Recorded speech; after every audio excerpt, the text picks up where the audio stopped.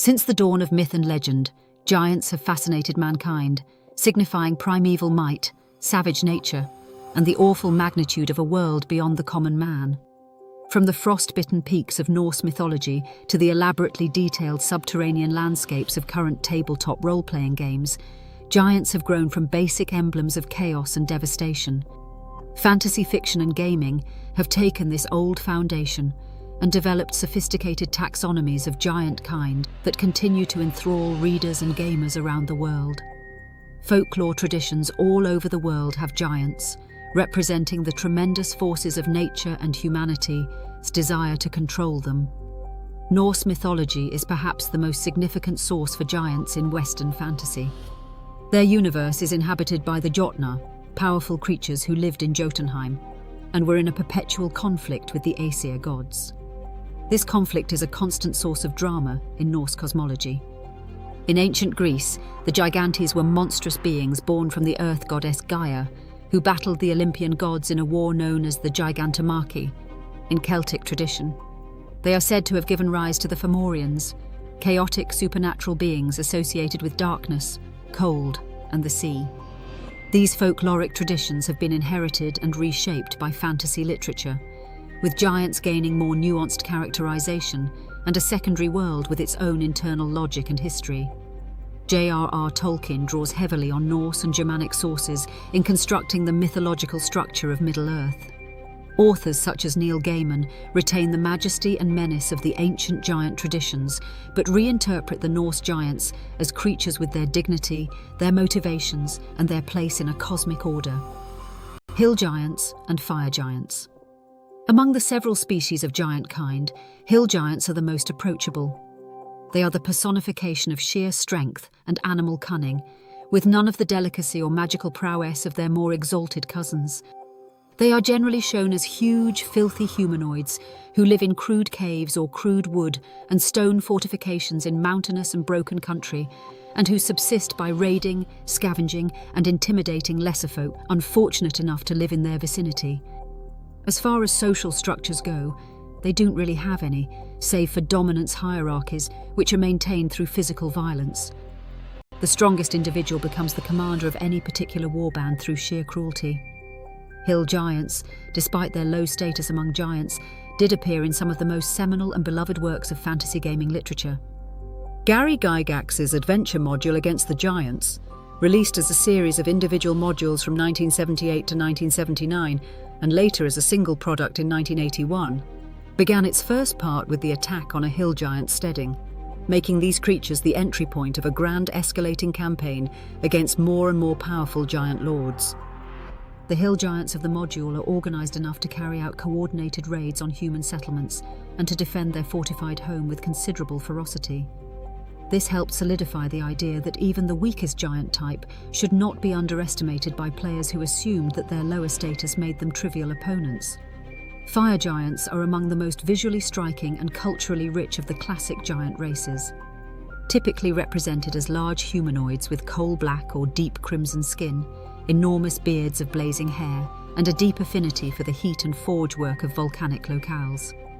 Fire giants are master craftspeople and warriors at the same time in most fantasy settings.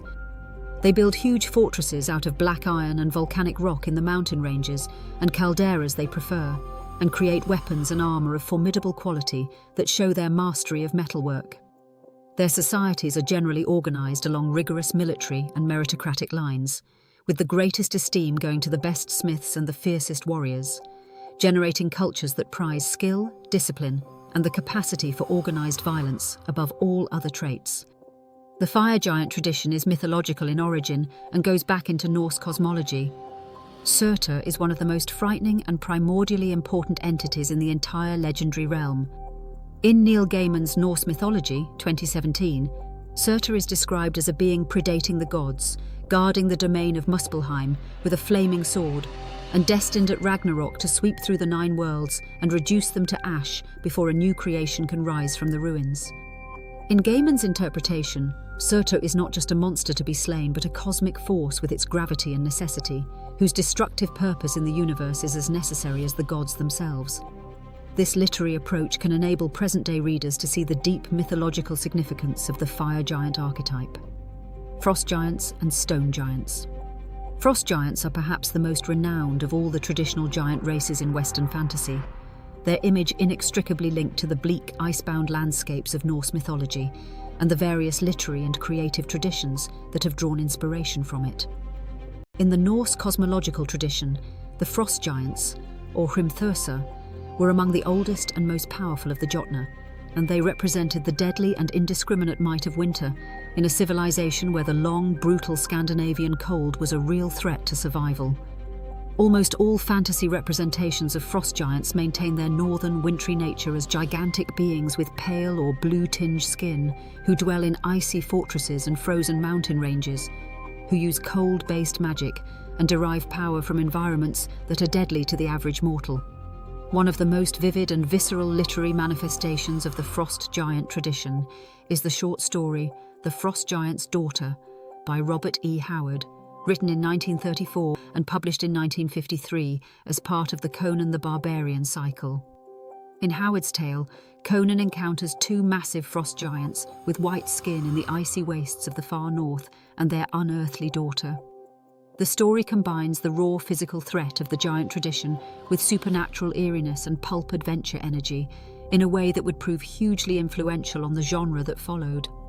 Howard's frost giants do not differ greatly from their Norse mythical originals, huge primordial beings whose world is one of ice, blood, and icy stars, living wholly outside the warm social realm of civilization.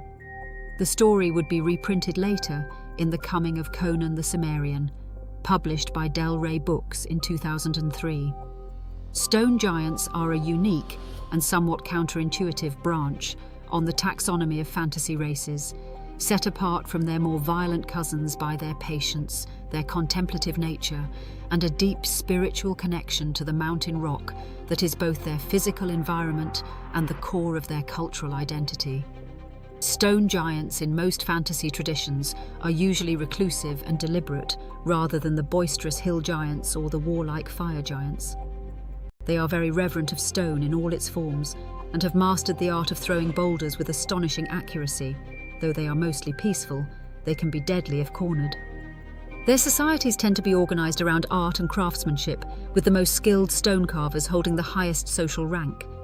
Stone giants make their most celebrated and influential literary appearance in the fantasy canon in J.R.R. Tolkien's The Hobbit, published in 1937, during the harrowing chapter when Bilbo Baggins and the company of dwarves are caught in a violent thunderstorm while attempting to cross the misty mountains. Here Tolkien describes, in this marvellous passage, the great stone giants, striding through the darkness and the lightning, flinging vast rocks at one another over the mountaintops in what seems to the terrified travellers either a violent game or a terrible battle between beings whose motives are entirely opaque to the little creatures scrambling for cover below. Tolkien does not linger on the culture or history of these species, but their brief dramatic arrival provides a strong sense of a universe filled by beings whose size and interests are simply beyond the understanding of hobbits and dwarves. Cloud giants and storm giants. Cloud giants are among the most noble and aristocratic of the giant races. They are often pictured as highly intelligent beings of magical sophistication and considerable wealth who live in enchanted palaces of cloud stuff and marble high above the mortal world. Most fantasy traditions, and especially the Dungeons and Dragons framework that has defined the archetype for modern audiences, split cloud giants into two factions according to their moral compass. There are the virtuous, silver-skinned giants who exercise their considerable power with wisdom and occasional altruism, and the evil, grey-skinned giants who hoard treasure obsessively and see all lesser beings as tools or prey. This inherent moral split offers cloud giants a level of complexity that sets them apart from the more consistently monstrous giant types lower down the hierarchy, and allows them to operate as potential allies, patrons, or adversaries, depending on the demands of the story being told. Storm giants are at the top of the giant hierarchy in almost every fantasy tradition. They are so powerful and elemental and majestic that they are demigods in the cosmological order. In their more common representation, they are massive creatures with violet or dark green skin, crackling with barely restrained electrical energy, Their voices boom with the sound of rolling thunder, and their moves are heralded by the approach of storms capable of destroying entire coastlines.